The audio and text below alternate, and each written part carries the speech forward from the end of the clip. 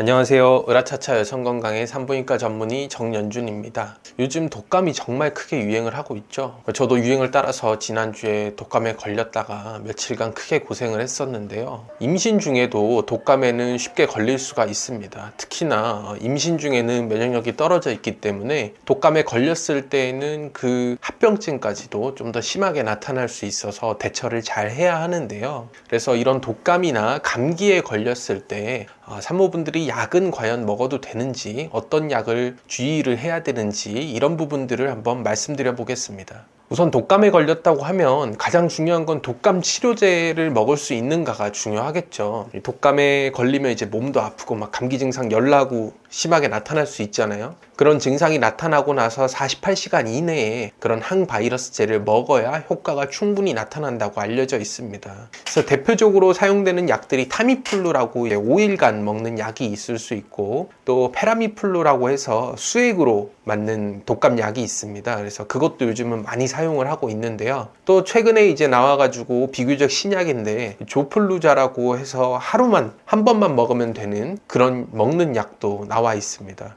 그래서 이제 크게는 3가지 정도의 선택권이 있다고 볼 수 있는데요. 산모분들한테도 이 항바이러스제는 사용을 할 수가 있습니다. 그래서 타미플루 5일간 복용하시는 거 똑같이 하시면 되고, 페라미플루도 한 번만 맞으면 되는데요. 그것도 똑같이 산모분들도 맞으셔도 됩니다. 그래서 미국에서는 이제 이런 타미플루나 페라미플루 같은 이런 약들을 카테고리 C 안정성을 나타내는 그 카테고리가 있는데요. A가 가장 안전할 수 있고 B, 그 다음에 C인데, 사실 이제 산모분들이 인플루엔자 독감에 걸려서 증상이 너무 심해지면 그것만으로도 이 임신에 주는 영향이 클 수가 있기 때문에 이 리스크 베네핏, 그걸 따져봐야 되는 것이거든요. 그랬을 때 이 약을 쓰는 것이 얻을 수 있는 이익이 더 많을 수 있겠다, 그렇게 해서 카테고리 C에 지정이 되어 있습니다. 이게 안정성이, 우리가 산모를 대상으로 이걸 임상실험을 할 수는 없잖아요. 왜냐면 윤리적인 문제가 당연히 걸릴 수가 있으니까. 그래서 이제 카테고리 C 정도로 지정이 되어 있지만, 그간 많은 산모분들이 이 약을 사용했을 때 뭐 엄청나게 안 좋은 그런 영향을 준다라고 보고되지는 않았기 때문에 이 전 세계적으로 많이 사용을 하고 있는 그런 약들입니다.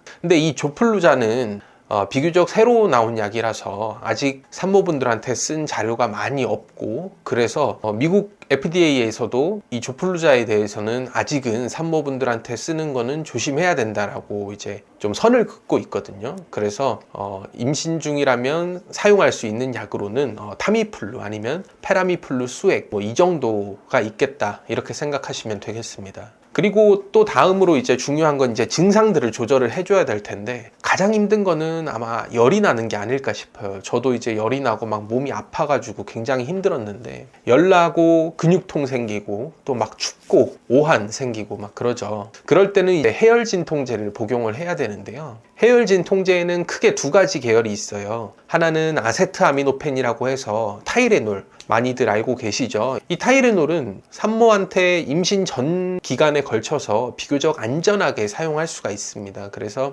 대표적으로 가장 많이 사용되는 약이라고 볼 수 있겠고, 다른 계열의 약으로는 엔세이즈라고 해서 비스테로이드성 소염진 통제라는 계열이 있는데요. 흔히 브루펜으로 많이 알고 있는 그쪽 약들이 있습니다. 보통 이제 약국에 가셔야 구매를 하실 수가 있는데, 이 엔세이즈 계열의 약들은 임신 초기에는 괜찮지만 임신 20주를 넘어서, 임신 중기가 넘어서 먹었을 때에는 태아의 동맥간 조기 폐쇄에 대한 위험성이 있기 때문에 복용하지 않는 것을 보통 권고드리고 있고요. 특히 임신 30주가 넘었을 때에는 더 위험도가 높으니까 안 먹는 것이 좋겠다고 볼 수 있습니다. 그래서 웬만하면 임신 중에는 이 타이레놀을 주로 사용해서 열을 떨어뜨리는 것이 좋겠습니다. 어쨌든 이런 타이레놀이 안전하다고 말씀을 드리지만 그래도 불안해하시는 분들이 분명히 계실 거예요. 그런데 임신 중에는 사실 이 열이 많이 나는 것도 굉장히 좋지가 않습니다. 왜냐하면 산모가 38도 이상 고열을 나타나게 되면 이 뱃속의 자궁안은 더 많이 뜨겁겠죠. 그래서 특히나 임신 초기에 아기가 이렇게 막 조직이 생기고 발달하는 그 중에서는 그 고열로 인해서 단백질의 변성이 발생할 수 있고, 그것 때문에 이제 아주 큰 중대한 기형들이 유발될 수 있다고 돼 있기 때문에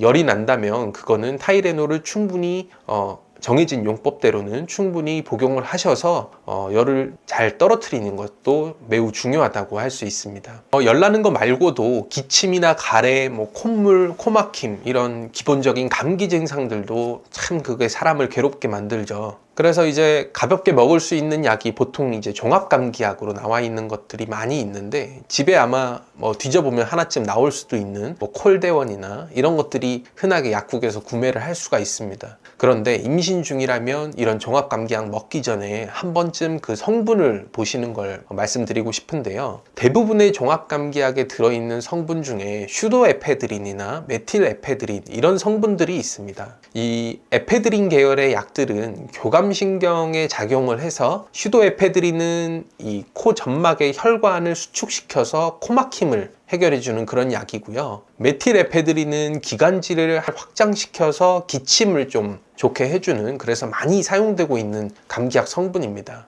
근데 이 에페드린 계열의 약들은 임산부가 먹었을 때 기형을 유발할 수도 있다는 그런 보고들이 조금 있어서 사용에 약간 주의가 필요합니다. 그래서 병원에 오셨을 때에는 이 메틸에페드린이나 슈도에페드린에 섞여 있는 약은 보통 잘 처방드리지 않거든요. 그래서 그 성분들은 빼고 다른 것들을 이용해서 산모한테 좀 더 안전하다고 돼 있는 그런 약들을 쓰는 것이 더 좋겠습니다. 기침에 대해서는 보통 코데인이나 덱스트로메톨판이라고 하는 그 성분의 약들이 비교적 산모한테 안전하다고 되어 있고요.